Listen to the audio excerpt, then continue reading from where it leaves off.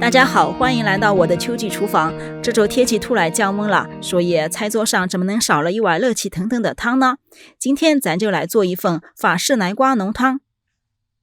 我这里用到的南瓜泥是我做那个南瓜戚风蛋糕用到的罐头南瓜泥剩下的，大家也可以用生的南瓜直接给它切成小块，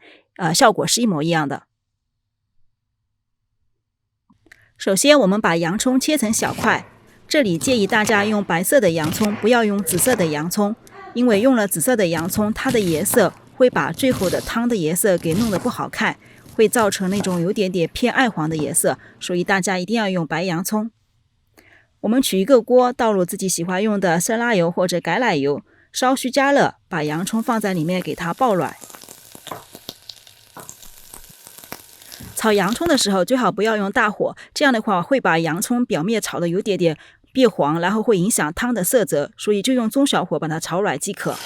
我们加入南瓜泥，也可以加入自己用的这个生的南瓜，把它切成小块，都是一样的。可能最后就是煮的时间要长一点。把南瓜泥跟洋葱给它炒均匀了以后，我们要往里面加入水，把这两个东西给它煮软，混合在一起。我这里加入了大概1杯的水，如果你用的是自己的那种生的南瓜的话，我们大概就要加2杯的水左右，因为我这个南瓜泥里面本身已经有水分了。然后我们把它稍微煮一会儿。如果你平时用自己南瓜的话，除了做这个汤呢，你可以把那个南瓜切下来，放一点橄榄油还有黑胡椒粉，给它这样拌一拌，直接放在烤箱里面用375度烤大概50分钟左右，盖上锡纸也是非常软糯非常好吃的。煮好以后，我们要加入一点面粉，我这里加了1小勺，来增加这个汤的浓稠度。大家可以根据自己这一步汤的浓稠度来决定这个面粉的用量。当然你也可以用西菜的经典做法，就是先把黄油跟面粉炒成那种看不到干粉粒了，然后再加入液体。你看这样的话，这个酱稠度就稍微变稠一点了。然后我们需要把它放在一个搅拌杯里面给它打一下，大家千万不要觉得这一步麻烦，一定要打一下，然后还要过筛，这样的话才能制造出那种非常细腻光滑的那种口感。同时呢，一模一样的做法，大家可以把这个南瓜换成蘑菇，就是你把各种不同的蘑菇给它放在一起，特别些，给它煮软以后也是把它打碎。为什么要打碎这一步呢？一定要把那个纤维给它打散，然后我们一会儿还要过筛，这样的话才能制造出一种非常细腻顺滑的口感，最后跟奶油混合在一起，才能达到那种特别细腻，到嘴里入口即化，就是喝了特别舒服的感觉。当然了，如果你是自己家吃的话，你也可以不用过筛，但是如果你想请朋友吃饭呀，开 party 呀，显示一下自己厨艺的话，就是最好一定要过筛。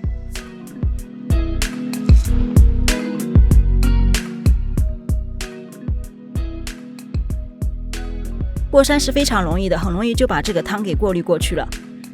你看那个滤网上它有那种黑黑的，其实就是那种纤维，它会把你那个汤的口感会没那么细腻一点点，过滤完是完全不一样的组织。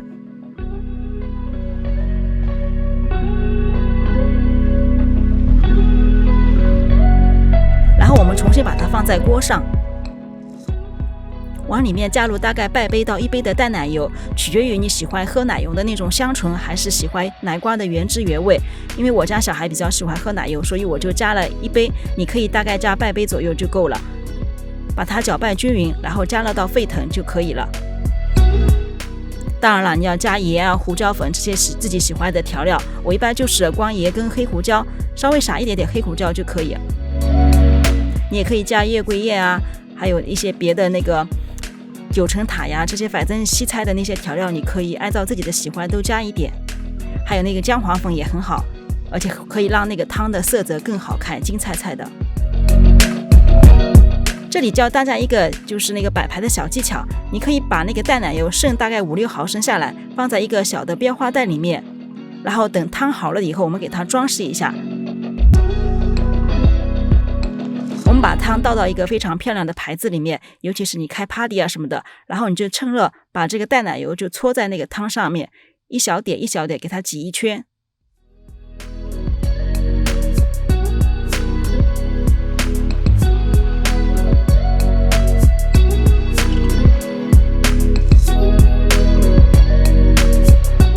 然后再用牙签就这样划过去。如果你的鱼挤得非常好的话，它就会成一个心形，这样的话立马这盆汤它的颜值就提升了不少，所以特别适合开 party 的时候给它这样装饰一下。我一般会挤内层一个圈，外层一个圈，然后中间给它撒一些 parsley 啊或者香菜啊，这些立马这个颜值就上升了。你看是不是看着很诱人啊？所以大家不妨尝试一下哦。